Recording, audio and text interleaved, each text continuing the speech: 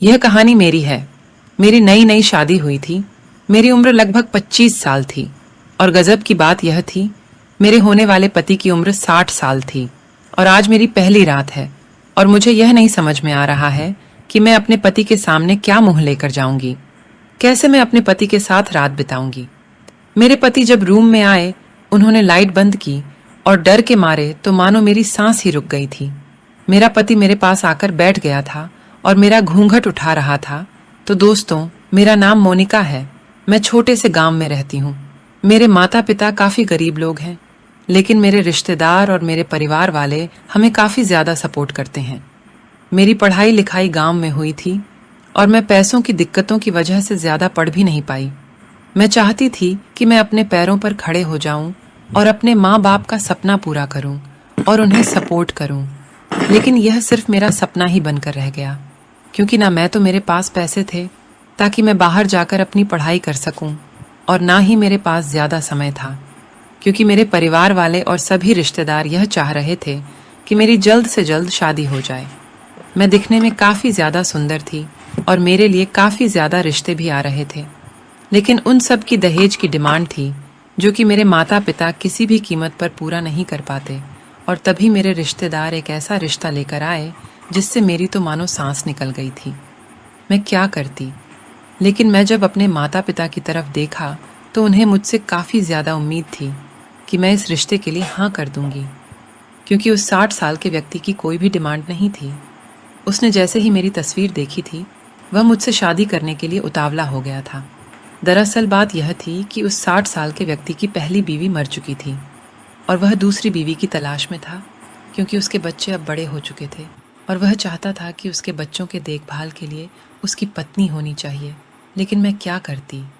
मेरे पास इसके सिवा कोई भी ऑप्शन नहीं था और मैं बिना कुछ सोचे अपने माता पिता को उसे रिश्ते के लिए हाँ कर दिया। और उसके बाद सब लोग हमारी शादी की तैयारी करनी स्टार्ट कर दी। मेरी शादी लगभग 1 महीने बाद होनी तय हुई थी, क्योंकि वह चाहते थे कि शादी जल्द से जल्द हो जाए, कहीं इस रिश्ते में भी कोई दिक्कत ना आ जाए। इस वजह से मेरी शादी इतनी जल्दी हो रही थी। और मैं आपको अपने बारे में बताऊं तो मेरे इससे पहले भी शादी के रिश्ते आए थे, लेकिन वह दहेज की वजह से ही टूट गए थे। और मैं चाहती थी कि मुझे एक अच्छा खासा पति मिले जो कि लगभग मेरी उम्र का ही हो, और मैं किसी से प्यार भी करती थी। लेकिन मैं उस प्यार का क्या करती जिससे मेरी शादी ना हो पाती। उसे भी मैंने मना कर दिया था कि तुम अपने लिए कोई और ढूंढ लो, मैं तुम्हारी कभी नहीं हो पाऊंगी, क्योंकि मैं अपने माता पिता के बिना तुमसे शादी नहीं करती। और करती भी कैसे, वह दूसरे कास्ट का लड़का था जिससे मैं शादी करती तो मेरी पूरे गांव में बदनामी हो जाती। इसलिए मैंने अपने सारे सपने को तोड़कर उस व्यक्ति से शादी करना ही तय किया। जब मेरी शादी हुई तो मैं उस टाइम बेहद खुश थी कि सब लोग खुश थे और मेरे माता पिता भी। लेकिन जब मैं उसके घर गई, अब मुझे लग रहा था कि उसके साथ रात बितानी है। मैं उसके साथ कैसे रहूंगी। पूरी जिंदगी तो मुझे काफ़ी बुरा लग रहा था। लेकिन जब मैं उसके घर गई और उनके परिवार वालों से मिली तो उनके परिवार वालों का स्वभाव काफ़ी अच्छा था और मुझे काफ़ी अच्छे से अपने घर में रख रहे थे। मेरी सारी ज़रूरतों का ध्यान रखते थे। कुछ टाइम बाद मुझे पता लगा कि 60 साल का बूढ़े व्यक्ति की एक लड़की और एक जवान खूबसूरत लड़का भी है जिसकी उम्र लगभग 24 साल थी। और जैसे ही मैंने उसे देखा, मैं तो उस पर मानो फिदा हो गई। मुझे काफ़ी पसंद था और मुझे यह नहीं समझ नहीं आ रहा था कि मैं उसे अपने बेटे के रूप में कैसे स्वीकार करूंगी और कैसे उसे माँ का दर्जा दूंगी, क्योंकि मेरे दिल में तो उसके लिए कुछ और ही चल रहा था। और इन बातों के बीच मुझे याद आया कि आज तो मेरी सुहागरात है और रात के लगभग 10 बज चुके थे। मैं अपने कमरे में बैठी हुई थी और अचानक से गेट खुलता है, और गेट खोलने के बाद मेरा पति कमरे में जैसे अंदर आता है, वह सबसे पहले अंदर से गेट बंद कर देता है और गेट बंद करने के बाद मेरे पास आकर बैठ जाता है। अब वह मेरा घूंघट उठा रहा होता है और जैसे मैं उसकी तरफ देखती हूँ तो मुझे बिल्कुल भी अच्छा नहीं लगा, क्योंकि वह बूढ़ा व्यक्ति था जो कि खास रहा था और मुझे कैसे प्यार करती, मुझे यह समझ नहीं आ रहा था। वह मेरे पास आकर बैठो, मुझसे बातें करने लगा कि तुम घबराओ मत, मैं तुम्हारा पति हूँ, लेकिन मैं तुमसे शादी जो की है अपने बच्चों की देखभाल के लिए की है। मुझे पता है कि तुम मुझे पसंद नहीं करती हो। और उसके बाद वह मेरे पास आया, लेकिन मैं उसने बोल दिया कि आज मैं कुछ नहीं कर पाऊंगी, क्योंकि मेरी तबीयत खराब है और वह समझ गया कि शायद इसे लड़कियों वाली प्रॉब्लम हो, और उसके बाद हमने लाइट बंद करी है और हम सो गए। सुबह जब मैं उठी तो मैं तैयार होकर अपनी मांग में सिंदूर लगा रही थी, और तभी मेरा पति पीछे से आकर करने लगता है, क्योंकि मुझे बिल्कुल अच्छा नहीं लगा, और मैं गुस्सा होकर वहां से किचन में चली गई।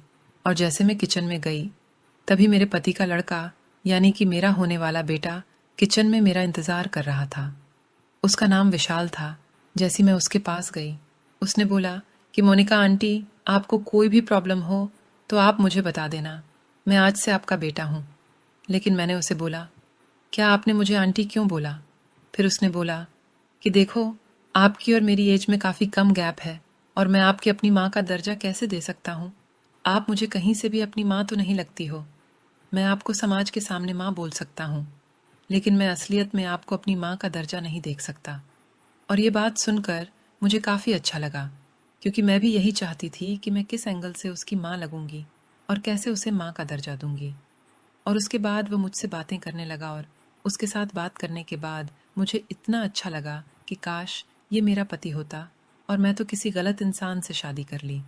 लेकिन मैं कहीं ना कहीं यह भी सोच रही थी कि मैं समाज के सामने शादीशुदा हूँ, लेकिन मैं इसके साथ कुछ भी कर सकती हूँ, क्योंकि समाज को क्या पता लगेगा। वह घर की बात भी घर में रहेगी, और उस दिन की बात से मैंने यह तय किया कि मैं समाज के सामने तो उसे 60 साल के बूढ़े व्यक्ति की पत्नी रहूंगी, लेकिन असलियत में तो घर में कुछ और ही चलेगा। उसके बाद शाम के वक्त मैं विशाल के साथ छत पर घूमने के लिए चली गई और विशाल के साथ बातें करने लगी। विशाल की बातें इतनी अच्छी होती थीं कि मुझे हंसा हंसा कर मेरे पेट में दर्द कर देता था। और अब हम साथ में घूमने जाते थे, साथ में शॉपिंग करते थे, और साथ में घंटे बातें करते थे। समाज को तो यह लग रहा था कि वह अपने बेटे के साथ घूम रही है, लेकिन मेरे मन में तो कुछ और ही चल रहा था। और एक दिन मैंने सब कुछ सच सच बता दिया कि देखो विशाल, मैं तुमसे बेहद प्यार करती हूँ, और मैं तुम्हारे पिता के साथ आज तक कोई भी संबंध नहीं बनाया है, क्योंकि तुम्हारे पिता इतने बूढ़े हैं। मुझे उन्हें देखकर भी शर्म आती है कि मैंने किससे शादी की है। और ये बात सुनकर विशाल को भी हैरानी हुई कि आप ऐसा कैसे बोल सकते हो? आपने उनसे शादी की है और आपके पति हैं। मैं मानता हूं तो थोड़े बूढ़े हैं, लेकिन आप भी तो उनकी पत्नी हो। फिर मैंने बोला कि क्या मेरी भी तो कोई पसंद होगी? फिर विशाल ने बोला, तो आपने शादी क्यों की है? फिर मैंने बोला कि मैं क्या कर दी, मेरे पास और कोई भी ऑप्शन नहीं था। और मैं बात करते करते मैं रोने लगी, और विशाल मेरे पास आया और मेरी आंखों से आंसू पूछने लगा और बोला कि आप टेंशन मत लो, मैं हूं ना। और ये बात सुनकर मैं अपनी सारी दिल की बात विशाल को बता दी कि मैं तुमसे बेहद प्यार करती हूँ। मैं जब तुम्हें पहली बार देखा था, मैंने तभी सोच लिया था कि मैं शादी तो किसी और से कर रही हूँ, लेकिन मैं तुम्हारे साथ अपनी पूरी जिंदगी बिताना चाहती हूँ। और यह बात सुनकर विशाल को भी झटका लगा, लेकिन कुछ टाइम बाद जब मैं उसे पूरी बात समझाइए तो वह समझ चुका था। अब मैं यह चाहती थी कि मैं विशाल को अपना पति बना लूं, और जो भी मैं उसे बूढ़े व्यक्ति के साथ नहीं कर पाई वह मैं विशाल के साथ करूं। और यह बात सुनकर विशाल भी आप समझ चुका था कि मैं क्या कहना चाहती हूं। उसके बाद हम नीचे रसोई में गए, क्योंकि शाम का वक्त हो चुका था और मेरे पति भी बाहर किसी काम से गए थे। वह घर पर कोई नहीं था। तभी विशाल किचन में आया और हम किचन में क्रिकेट खेलने लगे, और विशाल ने किचन के अंदर ही मुझे क्लीन बोर्ड कर दिया। और उसके बाद हम जैसे कमरे में गए, कमरे में जाने के बाद आज लगभग शादी के 3 महीने बाद मेरी पहली रात हुई, जो कि विशाल ने मेरे साथ बनाई, और मुझे काफी अच्छा लगा।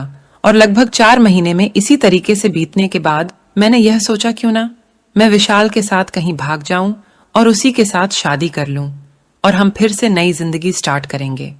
और जैसी मैंने यह बात विशाल को बताई तो विशाल ने तुरंत मना कर दिया कि इससे मेरी काफी बदनामी होगी, और मेरे परिवार वालों की भी। मैं ऐसा बिल्कुल भी नहीं कर सकता। आप समाज के सामने मेरी माँ ही रहोगी। हालांकि मैं कमरे में आपके साथ कुछ भी करने के लिए तैयार हूं।